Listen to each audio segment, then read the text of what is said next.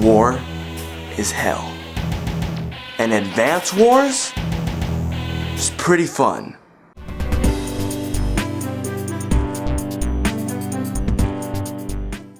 You know, in my private time, my thinking time, I often wonder to myself, war. What is it good for?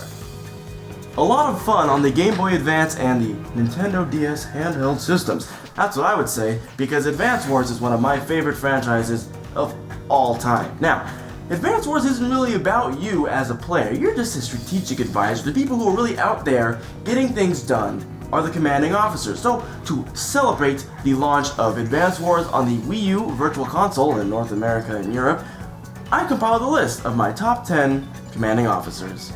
Enjoy!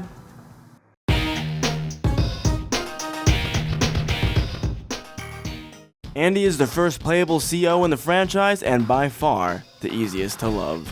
He's strong-willed, relentlessly helpful, and 100% average in all ways. His units set the standard for power, price, and mobility, and his C.O. power doesn't require much finesse to use. He's also the male average in height, weight, skin tone, hair length, and penis listening skills. Andy also does the most talking to the player, at least in the first game, and it's rather endearing. He's the prototypical all-around awesome and normal.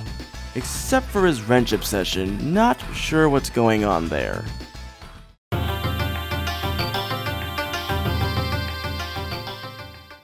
Kambei is a man of honor, standards, and foolishness.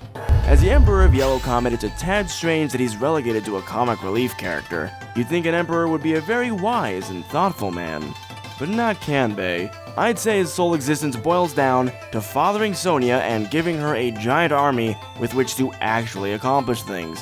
However, if there's something he has in spades, it's the spirit of Bushido. While costly, his units are all stronger across the board, making him a force to be reckoned with. Not a smart force, but, you know, a powerful force, still.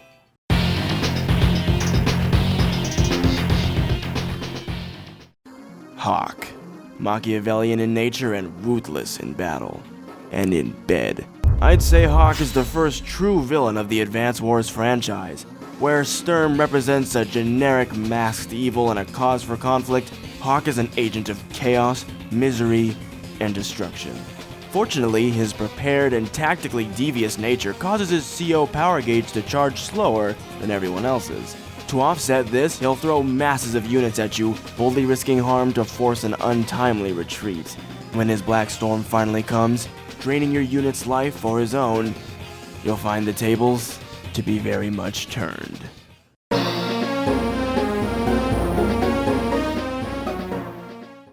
Honor-bound and armor-clad, Pierre is about as chivalrous as they come.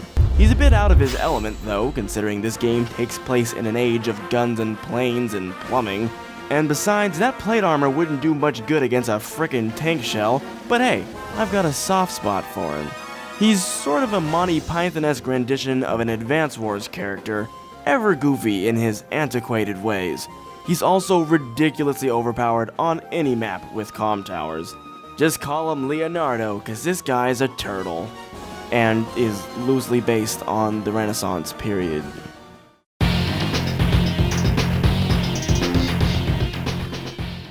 By her theme song, you'd think Kendall was some sort of Mission Impossible infiltrator, but more accurately, she's an insufferably insulting instigator. Kendall is, let's call her a queen.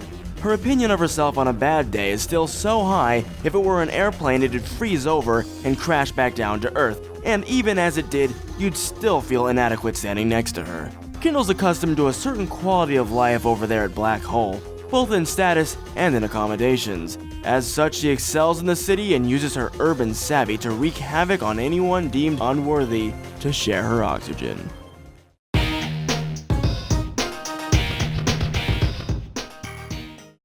As one of the Orange Star C.O.s present since the first game, Sammy has a lot of definition to her character.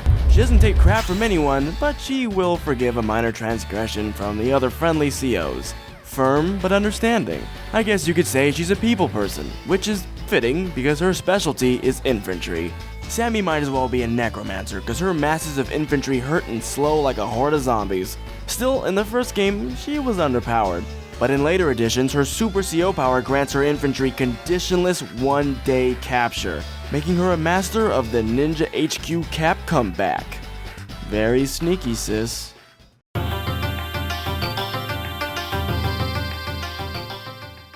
People have all sorts of labels forced onto them, but most people don't mind being called smart.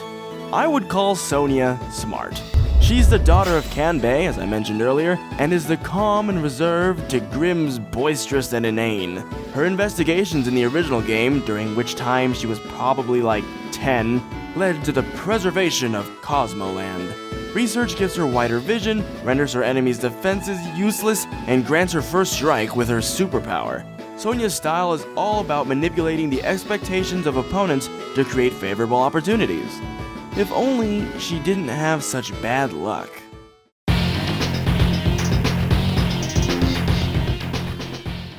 I'm tempted to just play Sonia's pick backwards because Lash is essentially Sonia if she was a sociopathic genius hell-bent on scientific mayhem.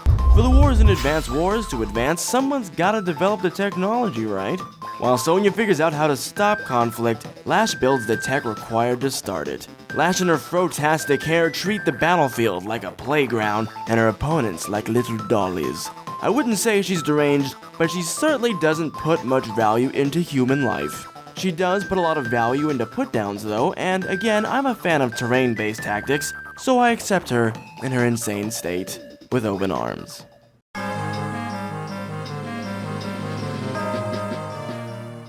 Laid back and lazy, Grit is the coolest CO in the game, if we're not counting Olaf and his snow lust. Grit's a marksman, so all of his indirect combat units get a damage and range buff at the cost of weaker direct combat units. That means if you're fighting Grit in a fog of war, just assume he's got about 10 million artillery hiding in the trees. In fact, his nature and his gameplay are so attuned, often he'll win by forcing the enemy to slow it down, take it easy, and then he'll just destroy them in a terrifying hailstorm of long-range death. When duty calls, Grit will always answer. From home. In a reclining chair with a pair of binoculars and a remote going, say when.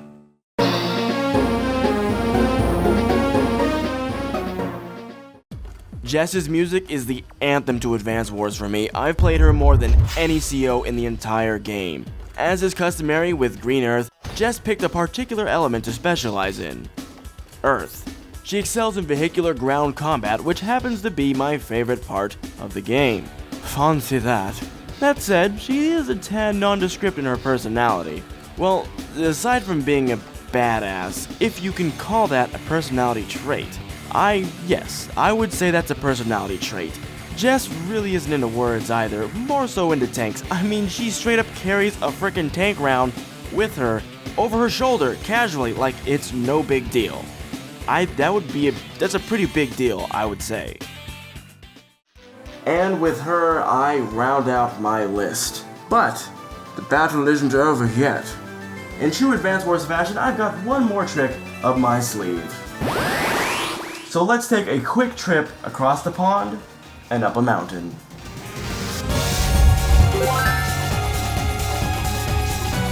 Alright, it's my turn now.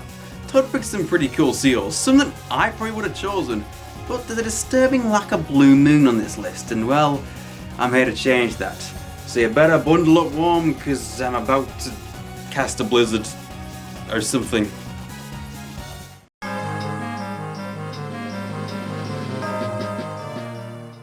As far as Advance Wars C.O.s go, I'm a pretty big fan of Todd's choices, but when I was younger, I kinda loved Olaf. Something about the hat, something about the majestic beard, something about that coat. Oh, I want that coat. This Blue Moon CO loves snow. Where snow would normally be a hindrance for any other CO, Olaf revels in it. The Olaf train stops for no weather, except for rain, but forget that, because Olaf can force snow upon his foes with his Blizzard CO power. It doesn't stop there though. His Super CO power is Winter Fury, which deals 2 damage to his enemies, as well as slowing them. Let's just say he's super cool. And there's no reason not to give him a try. See what whatever, who cares? You know what, Scarf? I care. I care about you. I care about your jokes. And I care about your guys' opinion. So let me know below what you thought of my picks and of Scar's pick, and if you have any of your own that maybe I didn't have. And I'm sorry if your favorite game of the series is Days of Ruin. I might talk about that game later, but I wanted to stick to the traditional Wars trilogy set of characters for this one. So thank you very much for watching, and I hope you have a good old fucking time the rest of your life. Alright, my stomach is fucking rumbling, so we need to get this shit over with so we're gonna have a motherfucking sandwich, because it's dinner, what? Lunchtime.